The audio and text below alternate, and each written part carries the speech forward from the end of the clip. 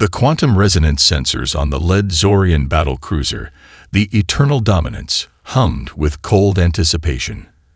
Admiral Krelvax, a six-limbed Zorian whose exoskeletal armor gleamed with the insignia of 100 conquered civilizations, studied the holographic representation of the Sol system with predatory calculation. Humanity was supposed to be primitive. Their transmissions were a cacophony of disconnected signals, their technological footprint barely registering on the hegemony's advanced scanners. Every previous species at this stage of development had capitulated within solar cycles of first contact. Some surrendered before a single weapon was fired, their societal structures collapsing under the mere threat of Zorian military might. But something felt different about Earth. The ship's tactical eye, a biosynthetic intelligence named Krasek, projected multiple invasion scenarios. Each simulation showed overwhelmingly favorable outcomes for the Zorian fleet. Planetary defense networks were rudimentary. Orbital infrastructure was minimal. Their most advanced satellites looked like children's toys compared to hegemony technology. Probability of resistance. Krelvax clicked to his first lieutenant, Vornax. Less than 0.03%. Admiral, Vornax responded, his translation implant converting his clicking mandible language into crisp standard Galactic. Initial probes suggest total capitulation within 72 standard solar hours. The Zorian fleet consisted of 487 battle cruisers, each capable of turning entire planetary surfaces into molten glass. Graviton cannons could shatter continental plates. Quantum disruptors could unravel molecular structures. Genetic reclamation protocols would strip the planet's biosphere, preparing it for hegemony colonization. What the Zorians didn't realize was that humanity had been watching, listening, preparing. In underground research facilities beneath Colorado, in converted semiconductor factories in Shenzhen, in repurposed offshore platforms in the North Sea, humanity was anything but idle. Every reconnaissance signal the Zorians sent was not just received, it was studied, analyzed, and transformed into potential defensive strategy. Colonel Marcus Thompson reviewed the latest quantum-encrypted transmission intercepts. His team had been preparing for this moment for decades, not out of paranoia, but out of a fundamental understanding that in the cosmic arena, preparation wasn't just an advantage. It was survival. "They're coming in a standard gamma formation," he muttered, tracing holographic battle patterns. Predictable, hierarchical, rigid. Beside him, Dr. Rachel Goldstein manipulated complex quantum algorithms. Her fingers danced across holographic interfaces, each movement creating cascading probability matrices that would make the Zorian tactical AIs look like elementary school calculators.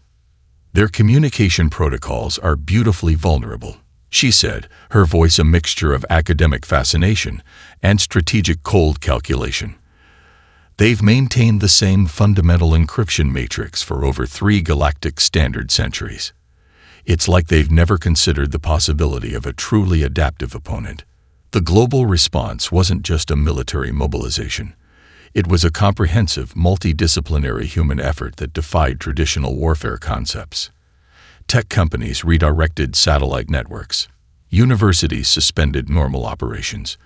Every computational resource, from quantum supercomputers to distributed blockchain networks, was being requisitioned. In orbit, what appeared to be simple communication satellites began subtle transformations. Seemingly innocuous solar panel arrays adjusted microscopic alignments. Quantum entanglement relays, disguised as standard communication equipment, prepared complex information warfare protocols. Admiral Krelvax would have laughed if he could see the primitives' preparations. His species had conquered civilizations with technology centuries more advanced. They had stripped gas giants of resources, transformed entire star systems into military staging grounds. What could these humans possibly do? The Eternal Dominance's bridge was a symphony of calculated efficiency. Zorian crew members moved with mechanical precision, their bio-augmented bodies representing generations of military optimization. Every movement was predicted. Every potential scenario was mathematically evaluated. They were about to make a fatal mistake. Humanity wasn't just preparing for a war. They were preparing a lesson. The transmission from Earth arrived precisely 2.7 standard galactic minutes after the Zorian fleet's initial scanning sweep. Most species would have responded with panic, desperation, or feeble diplomatic overtures. Humanity did something entirely unexpected. In the central communication hub of the Eternal Dominance, communication specialist Zartok initially believed the incoming signal was some form of technological malfunction. The transmission didn't conform to any known distress protocol. Instead, it was structured like an academic presentation, complete with sliding visual interfaces and meticulously organized data points. Colonel Marcus Thompson appeared on the screen, not cowering, not pleading, but looking like he was about to give a lecture at a prestigious military strategy symposium. His uniform was crisp, his posture relaxed yet precise. Behind him, holographic displays showed complex network diagrams, statistical models, and what appeared to be comprehensive analysis of the Zorian fleet's approach. "Greetings," Thompson began, his voice translated instantaneously by the Zorian communication systems. "I appreciate you taking the time to review this transmission. What you're about to witness is less a response and more of an educational opportunity." Admiral Krelvax, who had been preparing to review surrender protocols, found himself unexpectedly intrigued. The human wasn't behaving like any species the hegemony had encountered before. The presentation began with a systematic deconstruction of the Zorian invasion strategy. Each slide pulled apart their tactical approach with surgical precision. Thompson highlighted vulnerabilities in their fleet's quantum communication matrix, demonstrated predictive weaknesses in their battle formations, and showcased mathematical models that exposed fundamental flaws in their invasion protocols. "Your gamma formation approach," Thompson explained, a hint of academic amusement in his voice, "is approximately 73.6% less adaptable than you believe. Allow me to demonstrate." The holographic displays began to morph. What had initially appeared as a straightforward military analysis transformed into an interactive demonstration. The Zorian tactical AI, Krasak, found itself automatically engaging with the presentation, its algorithms compelled to process the incoming data. Dr. Rachel Goldstein appeared in a secondary window, her appearance deliberately casual, as if she were discussing an interesting research paper rather than responding to an alien invasion. She began explaining the quantum entanglement principles that would render large sections of the Zorian fleet's communication network vulnerable. "It's not about having superior firepower," Goldstein said. "It's about understanding systemic complexity. Your technological infrastructure is remarkably consistent, which, in computational terms, means predictable." Zartok, the communication specialist, began to sweat. The translation algorithms were working perfectly, but the content was unlike anything in the hegemony's first contact database. This wasn't a plea. This wasn't a threat. This was a comprehensive, almost academic dismantling of their entire invasion strategy. The final segment of the transmission was the most shocking. Instead of a traditional defensive declaration, Colonel Thompson issued what could only be described as an academic challenge. "You've studied war as a series of technological and strategic encounters," Thompson said. "We study war as a complex system of human and technological interactions. Consider this transmission an invitation, not to surrender, but to learn."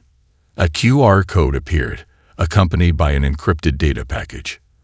The package contained something unprecedented: a comprehensive reading list, academic papers, strategic analysis documents, computational theory manuscripts.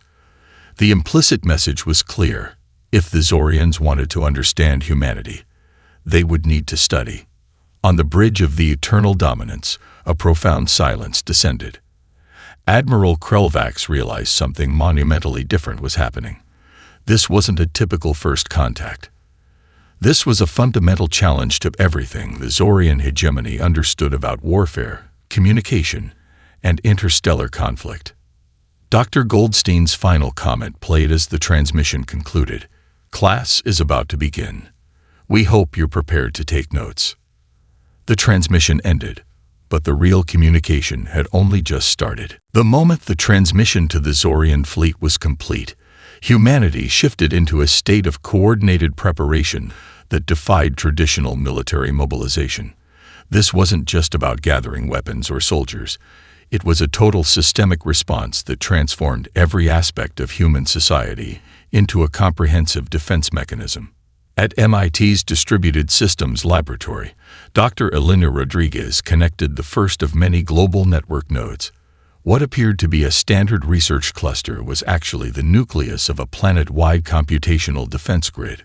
Quantum computing clusters in Bangalore, machine learning centers in Tel Aviv, and cryptography research facilities in Berlin began synchronizing with unprecedented speed.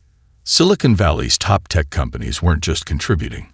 They were competing to develop the most innovative defensive technologies. SpaceX converted satellite production lines into quantum communication relay centers. Google's advanced AI teams worked alongside military strategists, creating adaptive algorithms that could predict and neutralize potential invasion vectors. In a converted aircraft hangar in Nevada, a team of high school robotics champions found themselves suddenly recruited into a top-secret project. 15-year-old Aiden Chen, who had won 3 international robotics competitions, was designing micro-infiltration drones small enough to penetrate the most advanced alien technological systems. His teammates, a diverse group of teenage prodigies, were creating technologies that made traditional military research look obsolete. Wall Street underwent its own transformation. Instead of tracking financial markets, quantitative analysts were now mapping potential economic warfare strategies. They weren't just preparing financial defenses. They were designing economic systems that could become weapons of strategic disruption.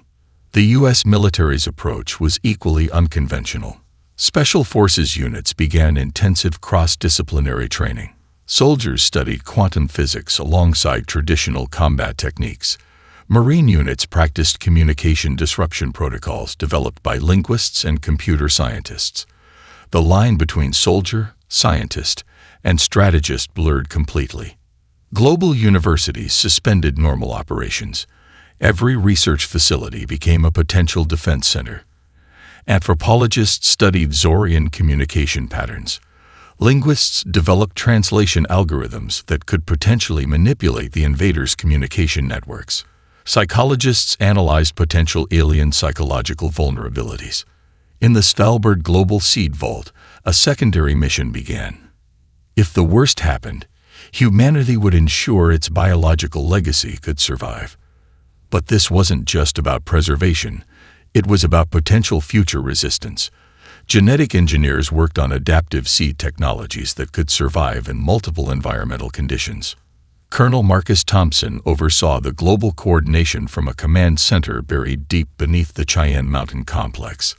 The facility was less a traditional military headquarters and more like a global problem-solving think tank. Real-time data from every human research facility streamed across holographic displays. "We're not just preparing for a war," Thompson told his team. "We're designing a comprehensive system of resistance that goes beyond traditional conflict." Dr. Rachel Goldstein monitored global computational resources. What the Zorians would see as preparation, she understood as a living, breathing, adaptive organism. Each network node, each research team, each computational cluster was like a neuron in a planet-wide neural network. The preparation wasn't just technological.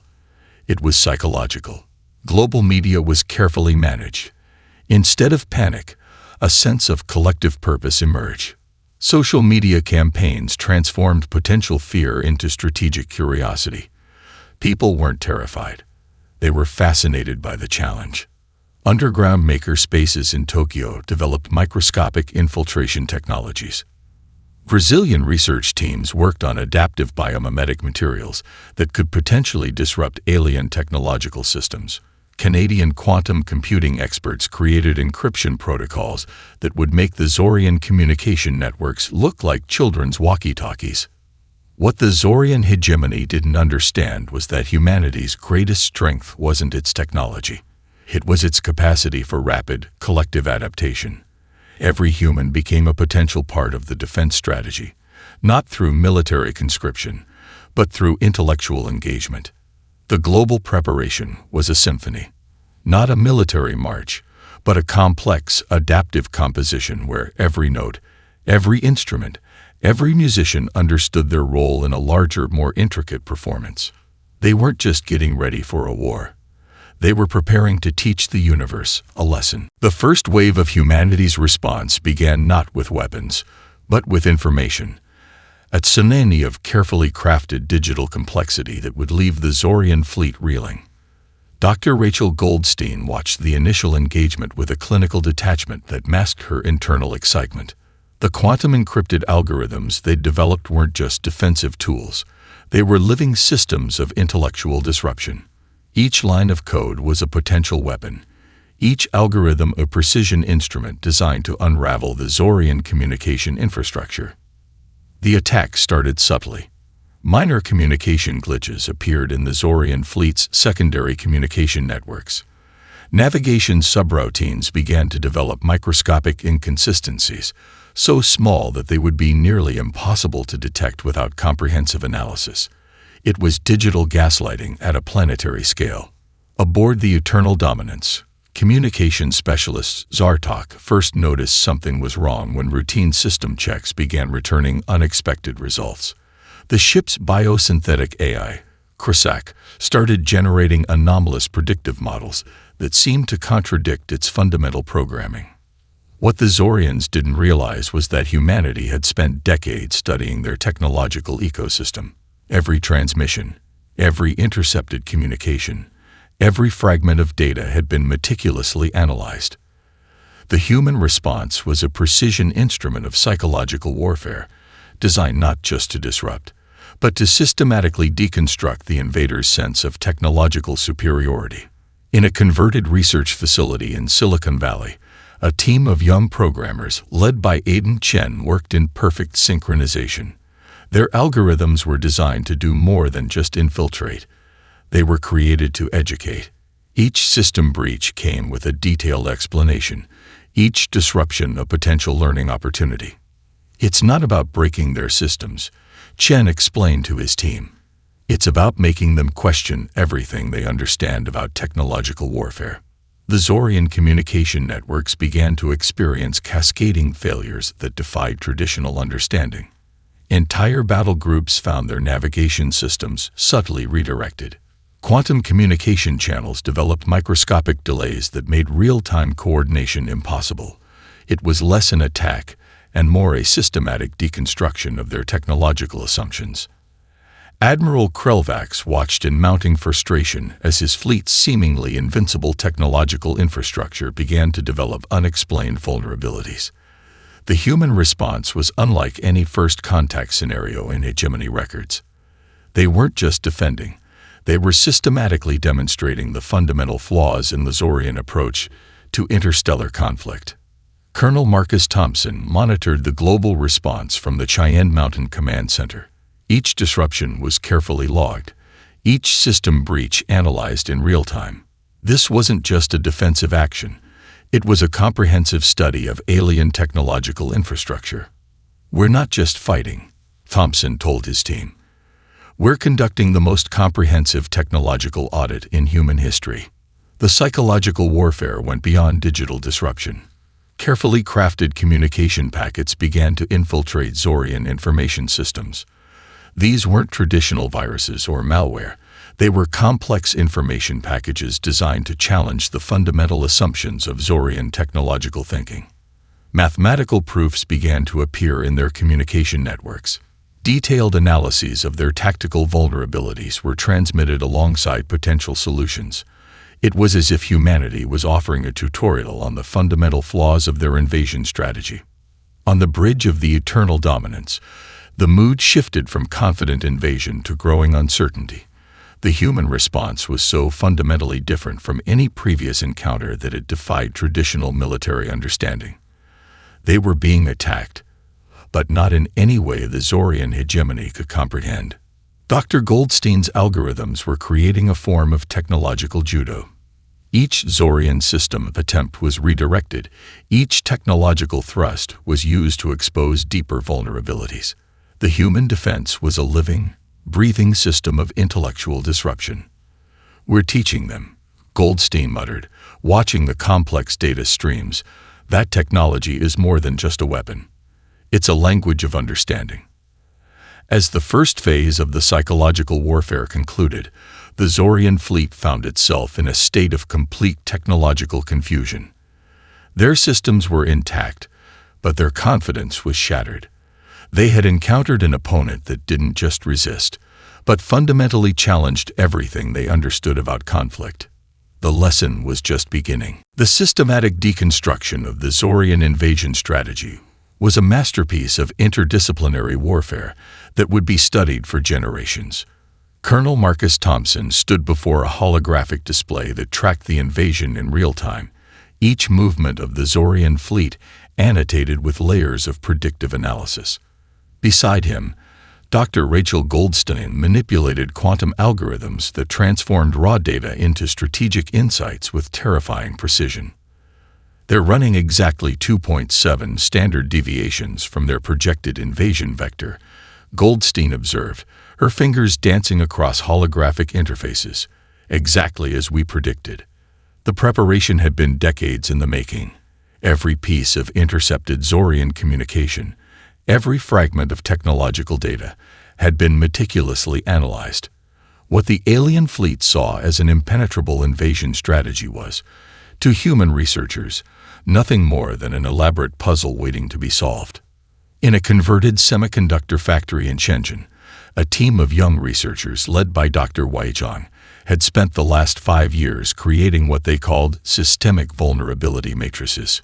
These weren't traditional defensive technologies, but complex computational models that could predict and exploit the fundamental weaknesses in alien technological ecosystems.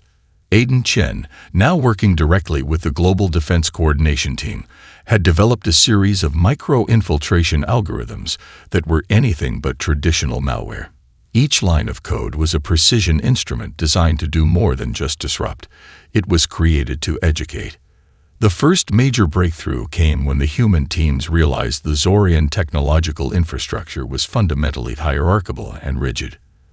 Their communication networks, their battle strategies, their entire conceptual approach to conflict was based on a top-down, unidirectional model of information processing. Humanity's approach was entirely different. Each Zorian battle group found its navigation systems subtly compromised. Not destroyed. That would be too obvious. Instead, they were gently nudged, microscopically redirected. Quantum communication channels developed imperceptible delays that made real-time coordination increasingly difficult. Admiral Krelvax watched in mounting frustration as his supposedly invincible fleet began to experience unexplainable inconsistencies. Navigation plots showed minor discrepancies. Communication channels developed microscopic latency issues. Each system check returned results that were just slightly, maddeningly, off. The human attack wasn't about destruction. It was about systematic deconstruction. In the Cheyenne Mountain Command Center, Thompson explained the strategy to his team. "We're not breaking their systems," he said. "We're exposing the fundamental limitations of their technological thinking." Dr. Goldstein's quantum algorithms were creating a form of technological judo. Each Zorian system attempt was used to expose deeper vulnerabilities. Entire battle groups found themselves maneuvered into positions that seemed tactically sound, but were, in fact, carefully prepared strategic traps. The most brilliant aspect of the human strategy was its educational approach. Each system breach came with a detailed explanation. Each technological vulnerability was accompanied by potential solutions, as if humanity was offering a tutorial on the fundamental flaws of their invasion strategy. Zorian communication specialist Zartok found himself increasingly bewildered. The human response defied every first contact scenario in hegemony records. Their biosynthetic AI, Krosak, began generating predictive models that seemed to contradict its fundamental programming. What the Zorians didn't understand was that humanity had transformed the entire planet into a single adaptive computational organism. Universities, tech companies, research facilities, every institution was now part of a global defense network that thought and responded as a unified system. In orbit, what appeared to be simple communication satellites began subtle transformations.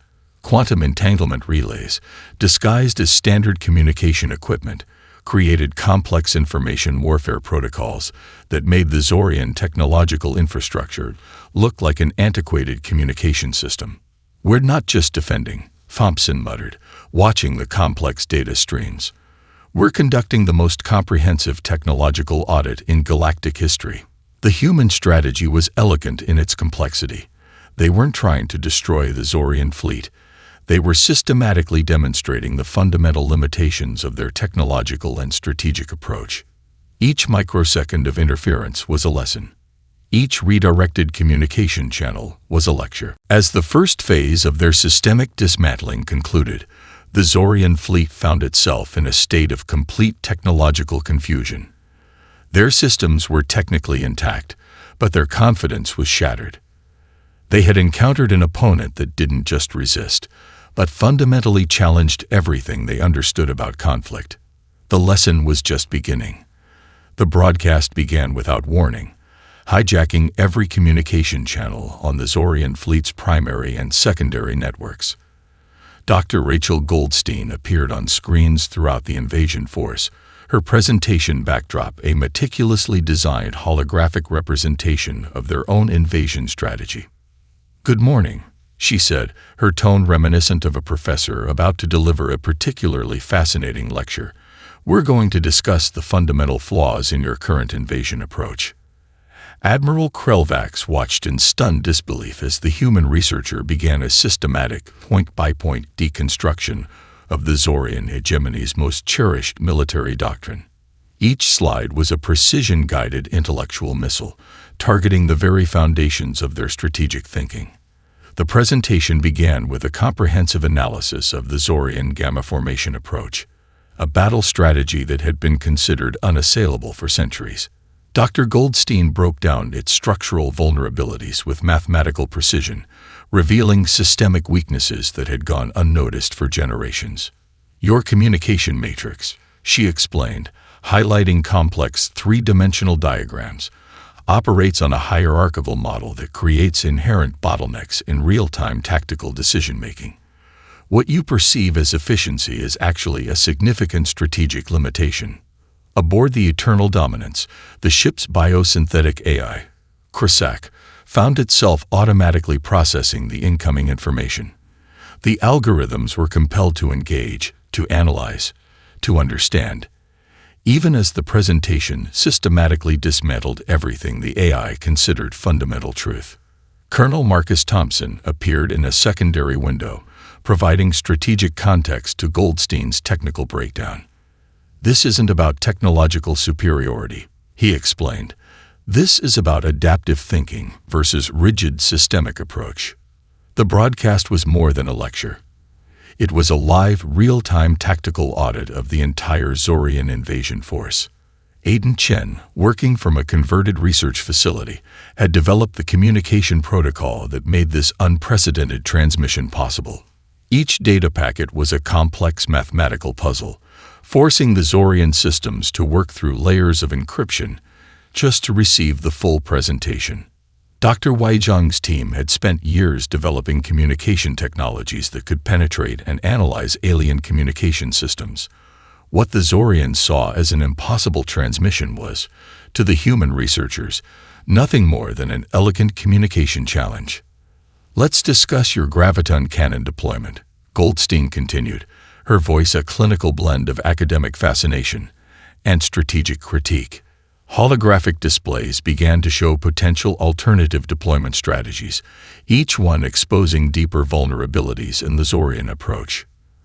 The most terrifying aspect of the broadcast was its educational tone. This wasn't a traditional military communication. This was a comprehensive systems analysis, delivered with the detached objectivity of a graduate-level research presentation. Zartok, The Zorian communication specialist found himself taking notes. The human approach was so fundamentally different from any first contact scenario in hegemony records that it defied traditional understanding. Each section of the presentation came with detailed mathematical proofs, computational models, and strategic analyses. The humans weren't just defending, they were offering a tutorial on the fundamental limitations of the Zorian invasion strategy. Your primary tactical vulnerability, Thompson explained, exists in the intersection between your communication protocols and your navigational systems. The hierarchical nature of your decision-making creates predictable response patterns that can be systematically exploited. The broadcast continued, breaking down every aspect of the Zorian invasion strategy. Navigation algorithms, communication protocols, battle formation dynamics.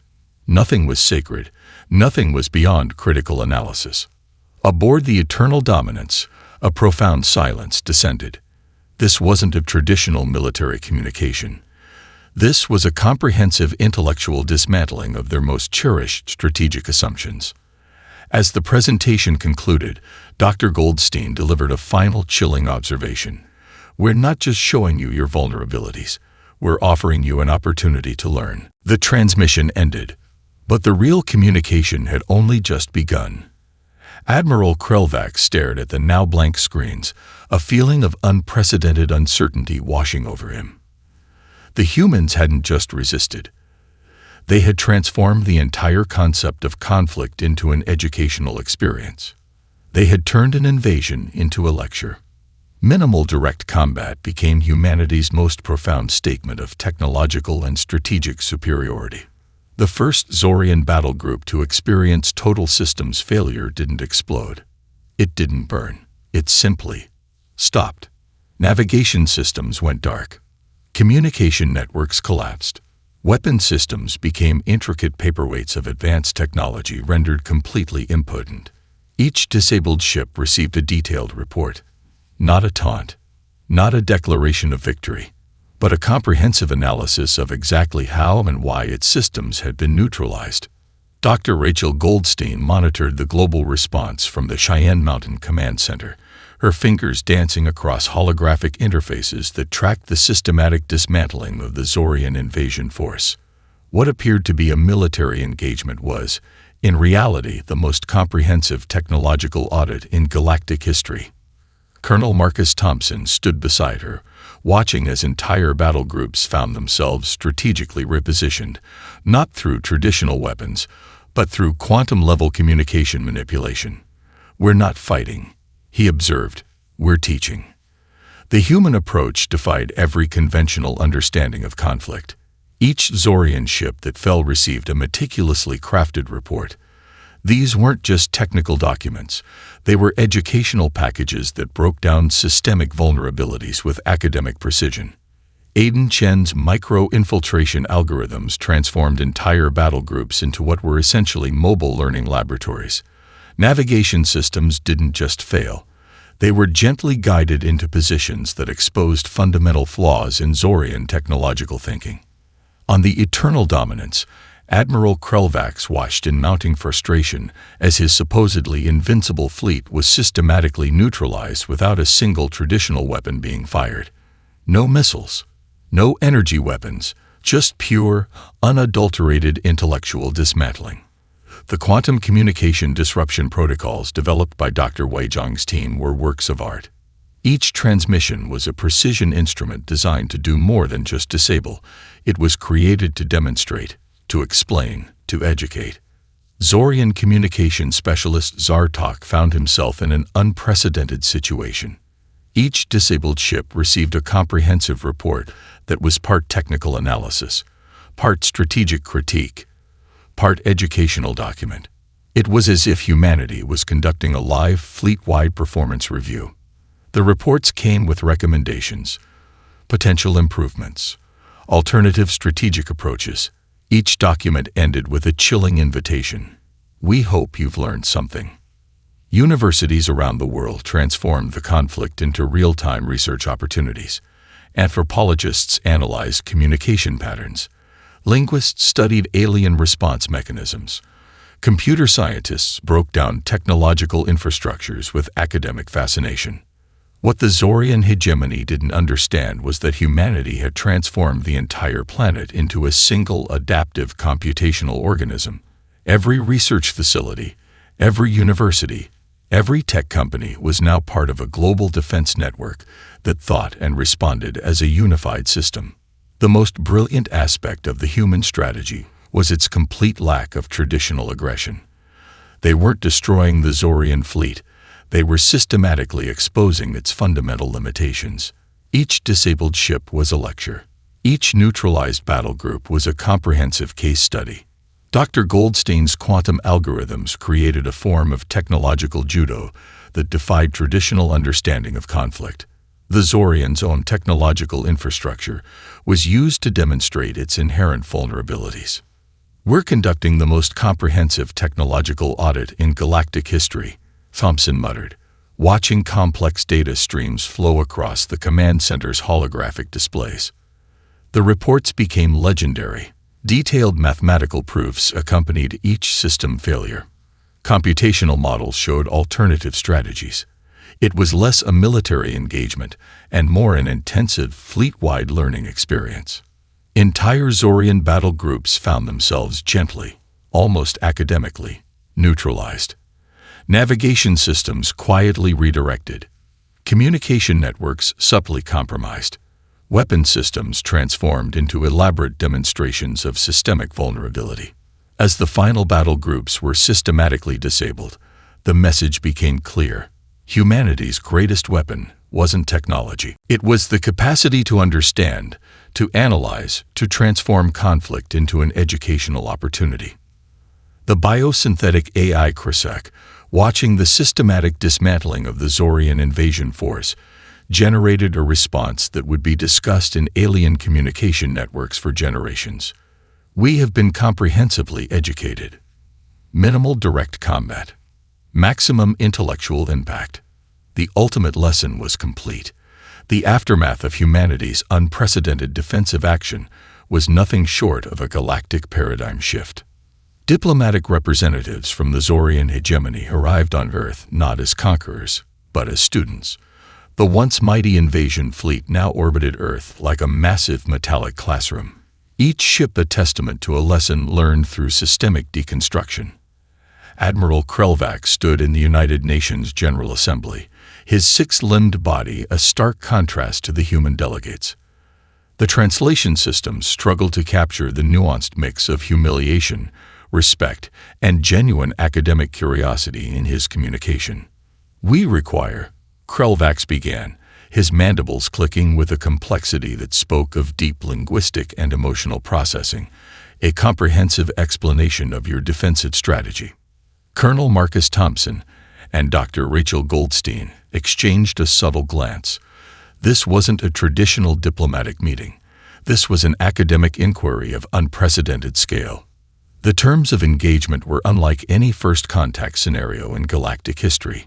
The Zorian hegemony was given a choice: complete cultural and technological exchange, or total isolation. Most chose engagement, having learned that humanity's greatest weapon wasn't technology. It was the capacity to analyze, adapt, and transform challenges into opportunities. Dr. Weizong presented a series of collaborative research proposals. What appeared to be diplomatic documents were, in reality, intricate intellectual challenges. Each proposal was designed to demonstrate the power of interdisciplinary thinking, pushing the boundaries of what the Zorians understood about collaborative problem-solving. Aidan Chen, now leading a special interspecies research initiative, developed communication protocols that transformed potential conflict into a continuous learning experience. The young researcher had become a symbol of humanity's approach, intellectual curiosity weaponized as a form of diplomatic engagement. The global response was equally unprecedented. Universities worldwide began developing comprehensive xenocultural studies programs. Tech companies saw the Zorian technological infrastructure as the ultimate research opportunity. What had begun as a potential invasion had transformed into the most significant intellectual exchange in human history. Your hierarchical approach to knowledge, Dr. Goldstein explained during a marathon academic session with Zorian research teams, creates inherent limitations in adaptive thinking. We don't just solve problems, we reimagine the entire conceptual framework. The Zorian delegation found themselves in a continuous state of intellectual recalibration. Every interaction with human researchers challenged their fundamental understanding of technological and social systems. Zartok, the communication specialist who had first intercepted human transmissions, became a key liaison. His species' experience had been transformed from a military invasion to the most comprehensive learning experience in their civilization's history. The reports generated by human researchers became required reading across the Zorian hegemony. Each document was a masterpiece of systemic analysis, breaking down not just technological vulnerabilities, but fundamental approaches to problem-solving, communication, and interspecies interaction. Universities around the world developed new interdisciplinary programs. Anthropologists worked alongside quantum physicists. Linguists collaborated with computer scientists. The entire planet had become a living, breathing research organism. The final transmission from the initial defensive engagement became a galactic legend. Colonel Thompson's closing statement was both a warning and an invitation. Class dismissed.